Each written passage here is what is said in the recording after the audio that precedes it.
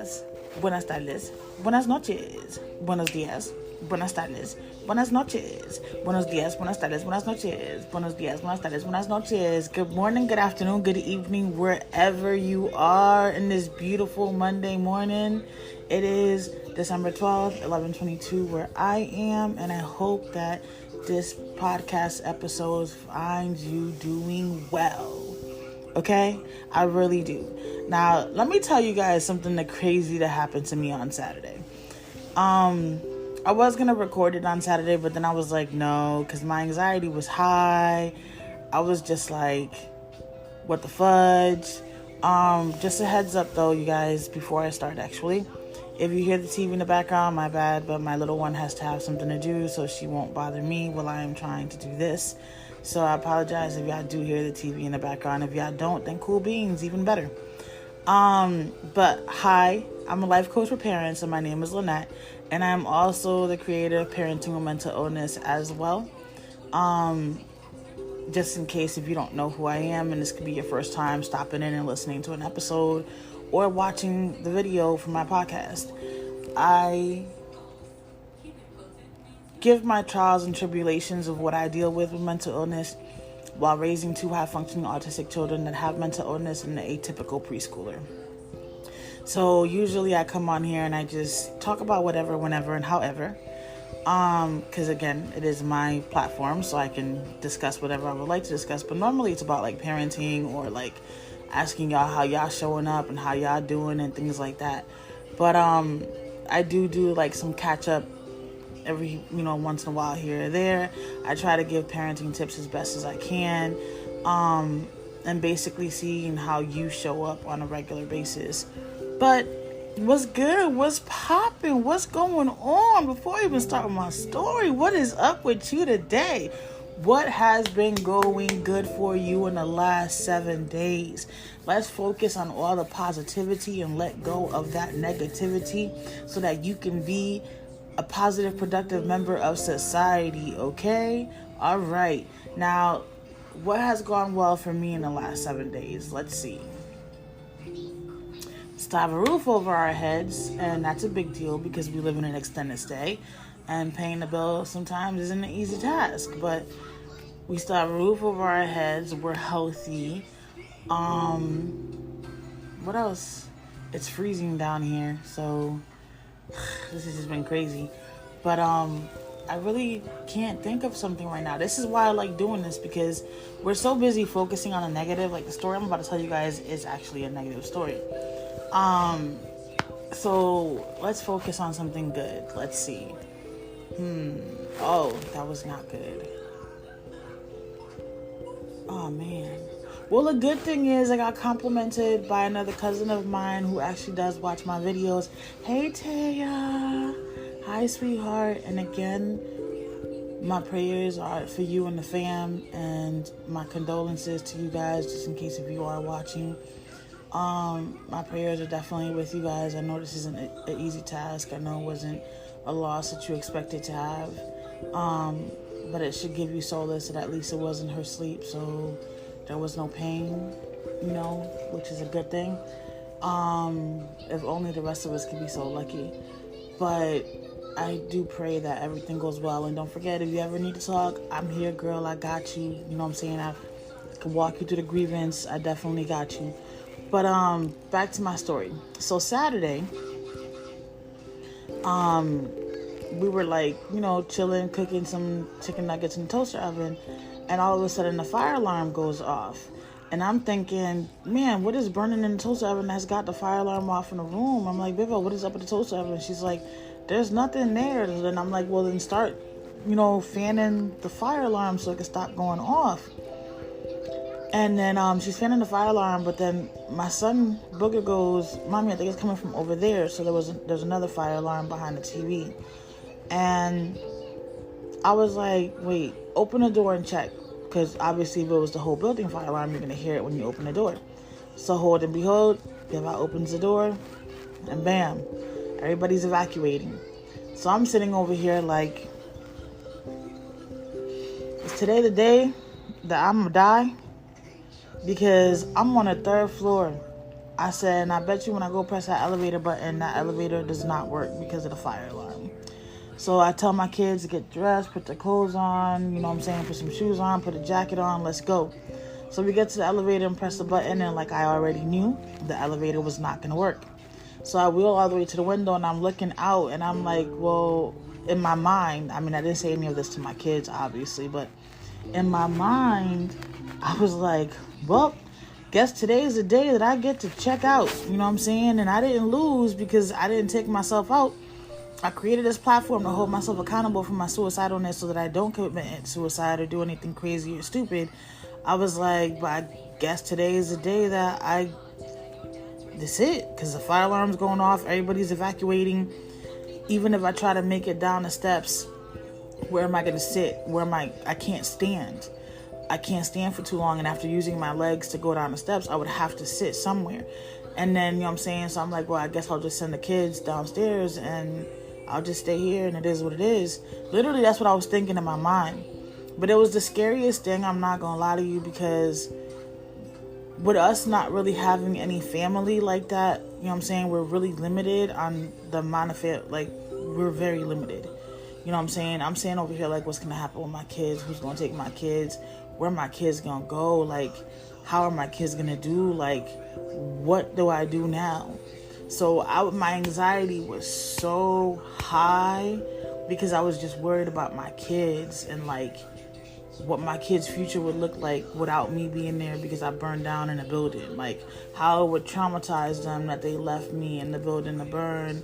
Like these are all the things that are running through my mind. Like, oh my God, what am I going to do now?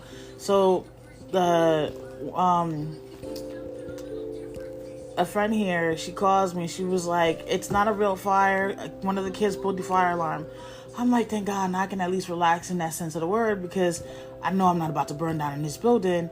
And now I know I don't have to send the kids downstairs, you know what I'm saying, have them freaking out because they left me in here. So I got to wait for the elevator to start working. I go downstairs, smoke a cigarette because my anxiety was so high, like it was ridiculously high.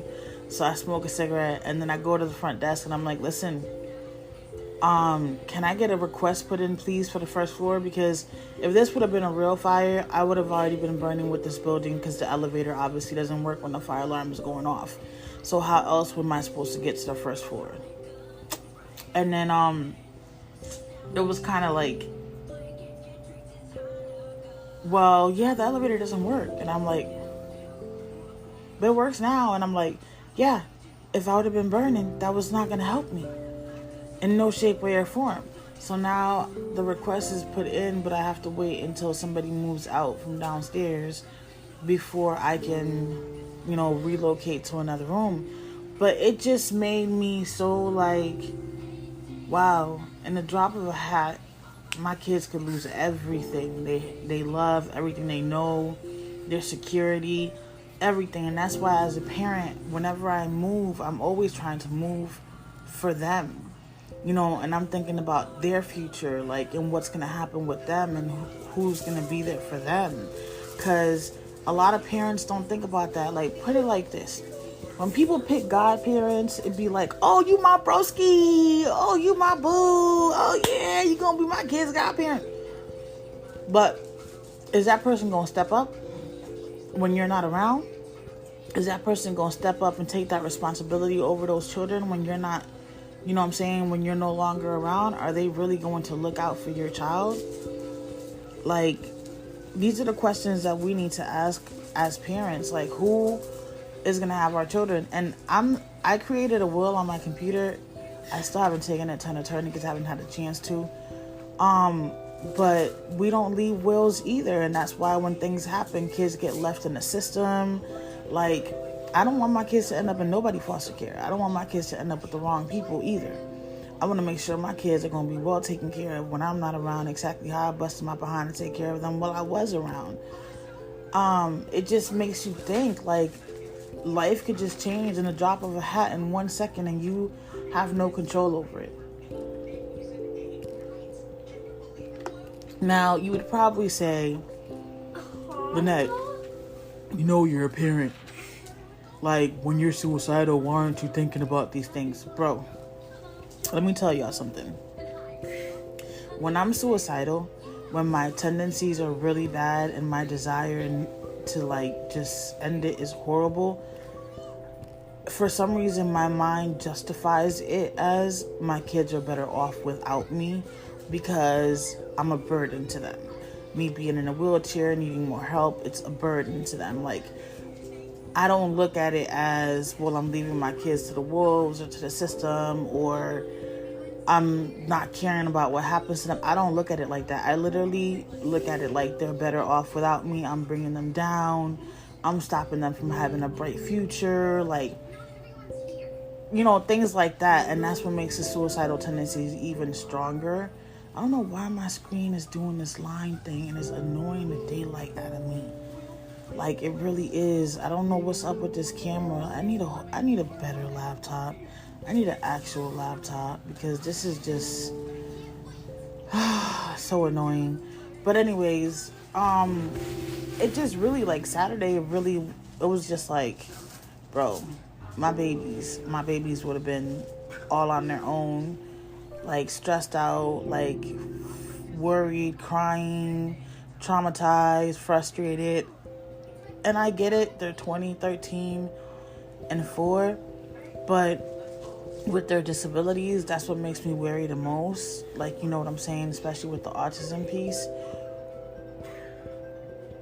And since they have mental illness as well, it does, affect every other aspect of their thinking. But it was scary. It was very scary because it was like a wake-up call.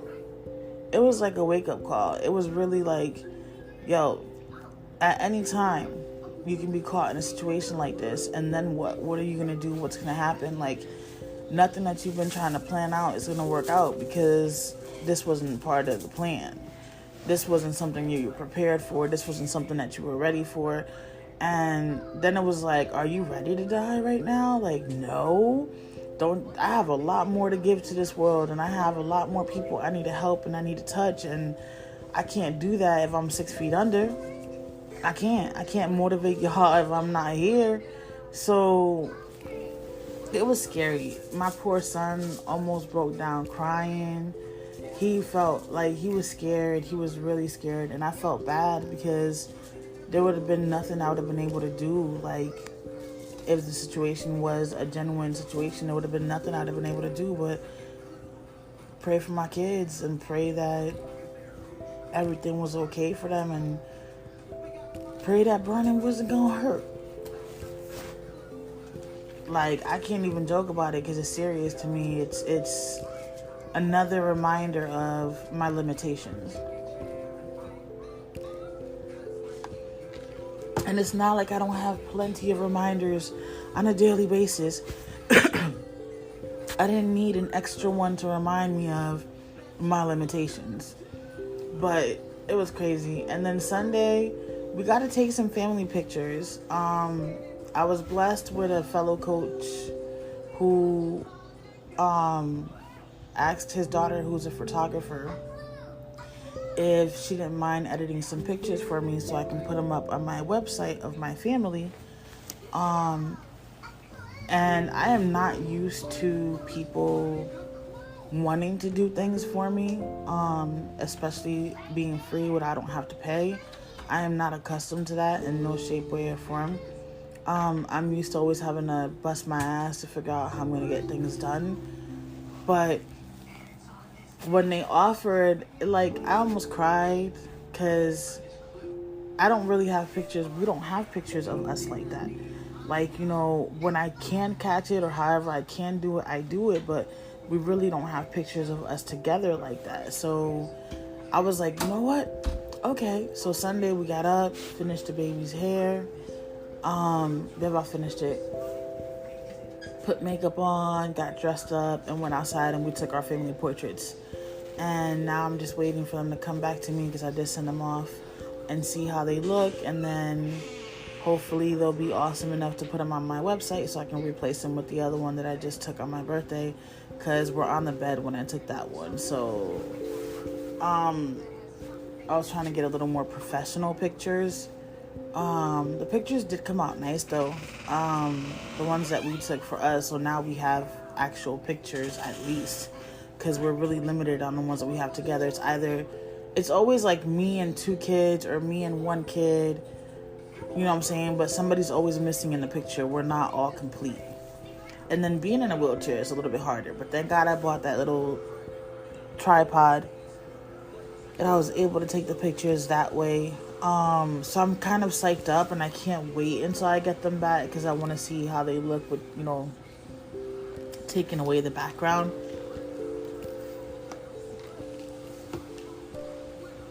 It would have been nice to take some pictures by some trees though.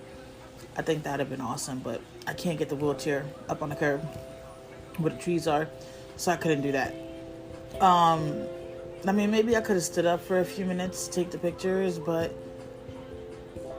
I don't feel like they would have been genuine pictures if I would have stood up, because I'm always in my wheelchair since I can't stand up for long. So it wouldn't have been representing me and how I am on a daily basis. But I'm excited about that, because whenever I get to have memories with my babies, it just makes it all worth it. We had a crazy day Saturday, and then we had a good one yesterday with taking these pictures and stuff. And it was nice. There was no fighting yesterday. There was a little misunderstanding earlier during the day between my 2 kids. And then I had to deal with that, and I had to de-escalate from that situation. But outside of that, it was good. Like I've mentioned before, and if you're a first timer, I'm sorry, you're not going to know. But having 2 high-functioning autistic children that have mental illness, they clash a lot. And they bump heads a lot. And then because of the trauma that my mother has caused, it was in the bathroom. Because of the trauma that my mother has caused all of us,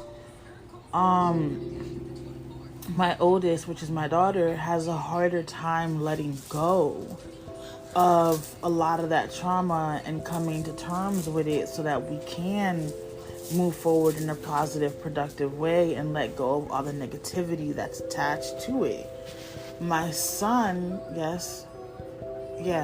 my son has a tendency of liking the negative, I guess you could say. Not liking, but like looking for it, like expecting it. He'll be the one to Google, what's the worst things that can happen, or just always looking for the horror in something. And I'm always telling them, like, listen, we're in this situation that we are in. We need to let go of all negativity. We need to move forward in a positive way. Law of attraction, what you put out in the universe is what you're going to get in return. So let's start throwing positivity into the universe so that we can start receiving positivity in return. But they tend to clash, because my daughter will be like, she reminds me too much of the woman, which is my mother. That's what she calls her, the woman. And then that just makes it hard for her to then deal back with him, because it brings back PTSD and everything else. And sometimes what should be like a 5-minute argument, I guess you could say, turns into like an all day me trying to de-escalate her and walk her off the ledge and take her out to dark place and things like that.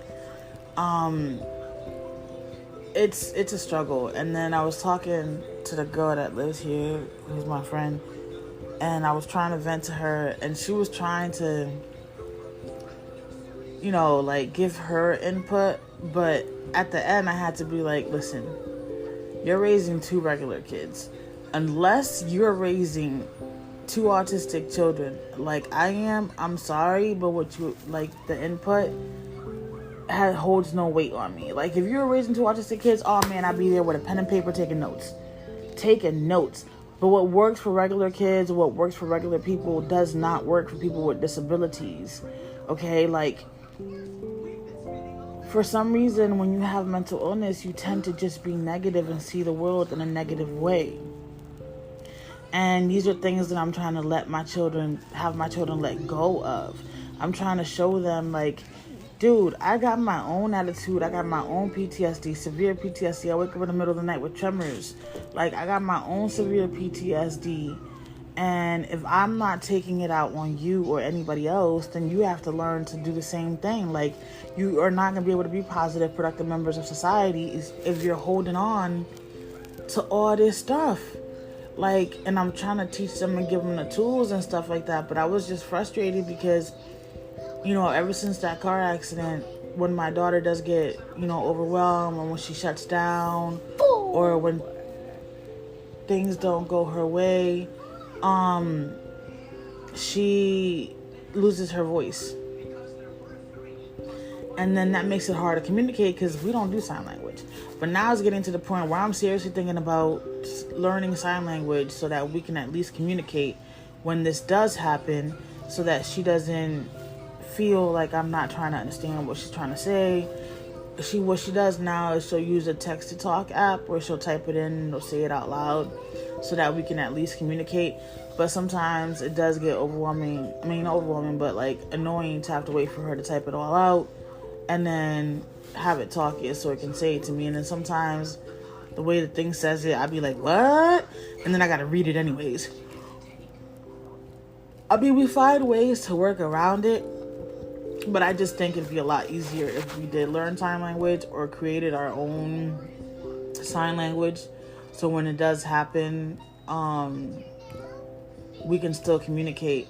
Now, the biggest problem with everything is that no matter how much we talk to my son, and no matter how much we try to express to him how certain behaviors or certain things are causing problems, I don't know if it's the ODD, the oppositional defiancy disorder, or if it's the autism, or if it's the mental illness itself, but it's like we don't get through to him. He'll just be like, sorry, okay. And then it makes you feel bad because the way he says the sorry is like he's genuinely brokenhearted. And then you feel a little bit bad. But then when he does the behavior again down the line, it's like, bro, we just talked about this. We broke down to you why it was a bad thing and why we shouldn't be doing it anymore and why your sister reacts the way she reacts when you do it and things like that. But then you're repeating the same cycle over and over again. Some things he'll correct and then other things he won't.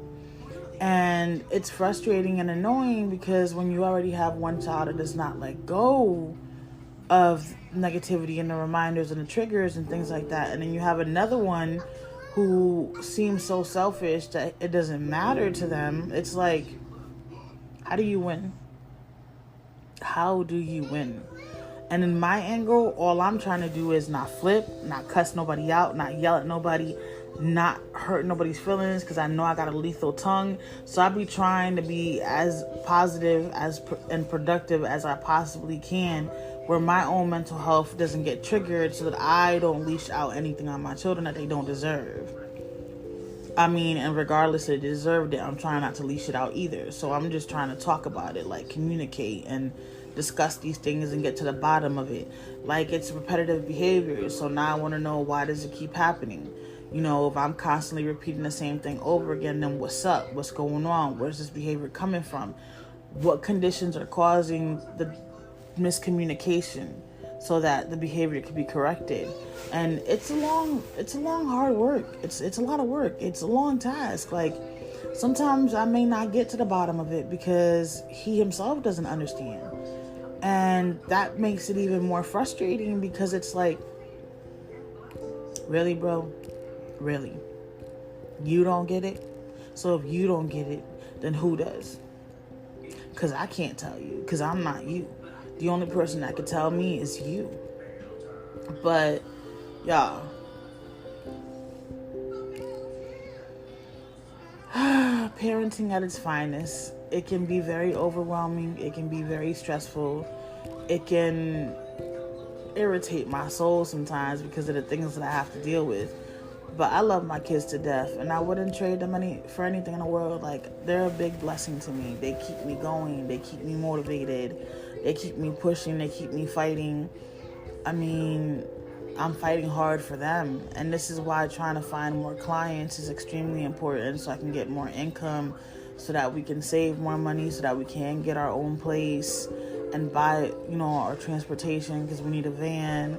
Like, I'm trying to be independent and free as best as I can with the situation that we're in, but it's stressful. Like, my little one, she'll always tell me, Mommy, you got to find more clients. Mommy, you got to find more clients. We need more money. I know, boo-boo. What do you think I'm trying to do? I'm trying to find more clients. I'm trying to tell parents, hey, call me, hit me up. Let's sit down. Let's do a call. Let's see how you're showing up. Let's see how I can help you. My question is, like, the problem is they're not making the calls. What parent wants to admit that they may need help? At one point, I wouldn't have admitted that myself. So I know that it's not an easy task to do, but what can I say? So I'm trying to find clients. I'm trying to get on our feet all the way so that my kids can have better. Like, we all deserve to have our own space where we're not on top of each other. With that being said, with that being said, now every Thursdays I go live on Instagram at 1 o'clock Eastern Standard Time. I'll give some parenting tips. I'll discuss some things about, like just parenting in general, and how I show up and how you should show up and things like that. So if you want to catch that on Instagram, my handle is Parenting with Mental Illness. Also, if you want to catch the video for the podcast that I'm recording right now, my handle is Parenting with Mental Illness as well on YouTube, and you can catch that there. What else? I still have my course on sale. I haven't taken it off of sale. What is your truth? You can catch that on my website, Coaching with Lynette H. If you do feel that I can help you, whether you're a parent or not, because I'm a life coach, does not matter. I'm a health and life coach. So if you feel like you need some support, hit me up. Book a call. It's free. It's a free call where we sit down, go through your problems, and see if we vibe and we can work with each other. Or see if it is a good fit for you. It may not be a good fit for you. You may actually need therapy and not life coaching. They're not the same thing. Therapy focuses on the past. Life coaching focuses on the present and the future. But that's about it. And then if you guys want to catch my blog, I usually post a blog on Fridays now. It is Life as a Single Parent Mental Illness.blog. I already told you on my YouTube channel. My TikTok is Parenting W Mental Illness, because that couldn't fit with. So it's W Mental Illness in case you guys want to catch me over there. On my YouTube, like I said, it's Parenting with Mental Illness. Please like, comment, share, subscribe. The way that you guys can support us to help us get on our feet is by showing as much interaction with our content as you can, so the algorithm can keep throwing me out there, because this is not your typical content. So I don't get the algorithm in my favor, like if I was doing the latest trends and things like that. So with that being said, I'm gonna let y'all go. It was a pleasure.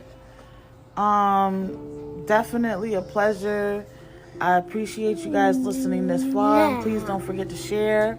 And don't forget, tomorrow isn't promised to anybody, so let's make yesterday jealous. Later, Gators.